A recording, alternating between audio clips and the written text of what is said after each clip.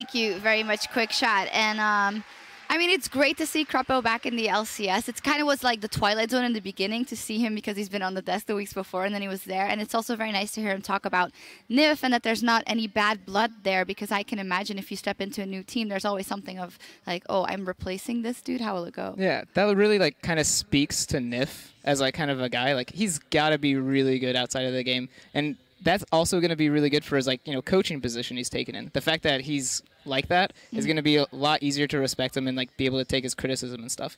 And also, Krepo's inaugural game is Blitz, so I think it all the stars just aligned for this game for them. Yeah, tell me a little bit more about that, because it's one thing coming back here to the LCS. It's two things to pick Blitzcrank and do good on it. It's kind of a risky pick, but he is confident enough in his abilities to know he would pull it off. Yeah, I think it came out of kind of the Thresh ban, so they're kind of like, oh, well, Thresh is banned. The only bad pick, I guess, would be Leona against it.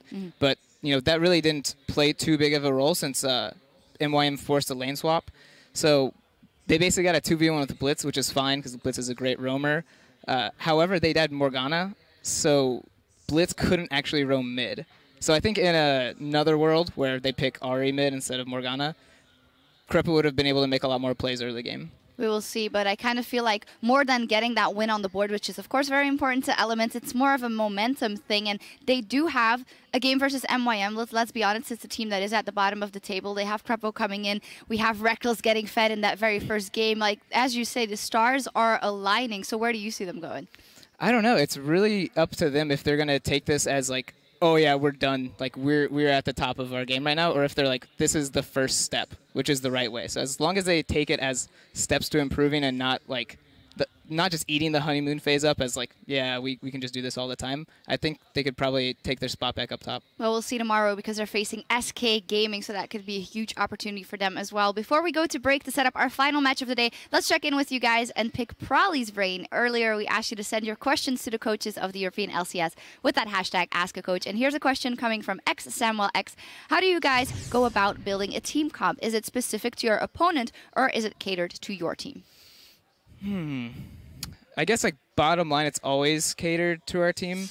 I mean, there's always champions that people are confident on in every matchup, even, like, counter matchups. Like, for me, I would play Kinnan in anything, like, no matter what. So that's where if Kinnan fit the team comp, we could pick it, even if it's a counter lane, and not have to worry about counter-picking lanes. So it's kind of a balance between that, but it's always up to the confidence of the player, if they're comfortable playing a counter matchup or if they want to pick purely for lane. All right. Well, thank you very much for the insights, and feel free to keep sending those questions into @LL Esports. Be sure to include the hashtag, though, #AskACoach. Coming up next is our final match of the day between two teams on fire, Gambit Gaming and the Copenhagen Wolves. Stay with us and see who keeps their winning streak alive. Huh? Yeah. You're feeling good? My knees are weak, my arms are heavy. Palms are sweaty. Palms are sweaty. I got you though. I got you. Froggen's tired of that already, Unless you keep going about this spaghetti path, then it's okay. That mixes like things up a bit. Frog and spaghetti, Immediately picking up Nisbeth. Horo focusing. Reckless is down. Rollins is going to follow. It's a double kill going over to Froggen. Shook is going to be able to safeguard his way back, but Horo, Nisbeth, they really want this fight, but he's going to get popped. Reckless coming up big. Shook a little bit low, ignited. They're on me, they're on me, they're on me. That's fine. You're winning. Nice. Good job. Morgana. I'm low. I need to read on minions. Going on Morg. 2 seconds. Kill Morg. Grace. Nice. Morg. Nice. Perfect. Elements. They stopped their losing skid in the debut of Krepo.